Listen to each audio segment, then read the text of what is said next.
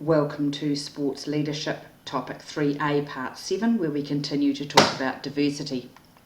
If we think about gender-balanced cultures and New Zealand, 4 European nations, Finland, Denmark, Norway and Sweden, all have very, very low masculinity scores or high femininity scores, depending on which end of the spectrum you like to look at it from. These 4 cultures do particularly well in education, in involvement of women in society, and if we look at Norway in particular, they've actually just brought in legislation whereby 40% of all boards must be made up of women. In New Zealand, women are 51% of the population, 46% of the workforce, and yet we get 70% of the annual wage. If we have a look since 1985 through to the present, you'll see that in 1985 women had 75% of the average male wage, in 95 77, 2001 77, and in 2010 we're back down to 70%. Not particularly good statistics from our point of view.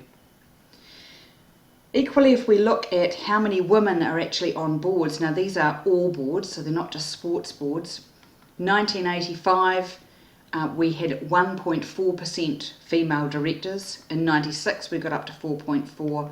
2004, nearly a decade later, we were still only at 5%. 2006, just over 7%. And in 2008, 8.65%, so not a big deal. However, it is becoming more popular in the news to talk about this. It's a bit of a hot topic at the moment. So let's have a think about how New Zealand compares with internationally with female directors, and these are statistics from the Human Rights Commission, which every 2 years publishes how many women in New Zealand are company directors. So Norway, whom I told you about before, with their quota system, has 44% of women in directorships. United States has 15.2%. United Kingdom, where we'd expect to be somewhat similar, has 12.2%, not great, but still better than we are. Australia at 10%, and New Zealand at 9.32%. So we are still not doing particularly well. We are underperforming in our class. However, the women who are in governance in New Zealand, let's have a look at where they are. 6.82% of women, not even 7% in the New Zealand Alternative Stock Exchange, 9.32 as we just discussed on the New Zealand stock market, 9.57 in the debt markets.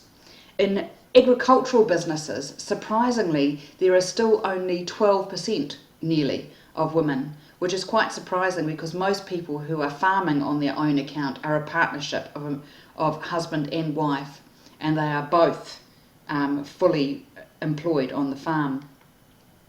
24% are in on national sports boards, so slightly better, and 44.14% on district health boards. Now have a think about why we might have such a high percentage of women on district health boards. I'll leave that with you. Equally, women in management internationally, if we look at the percentage of senior management roles held by women, you'll see 19% in 2004, up a little in 2007, pretty level in 2009, down a little in 2011, 2012 up a tiny bit. So if we look overall in 8 years, 19% to 21%, we're not looking at big shifts in numbers here. Percentage of women in management internationally, 46% in Russia is staggering, 28% in general in New Zealand, and the other statistics you can look at for yourself. And 91% of CEOs globally are men, only 9% are women.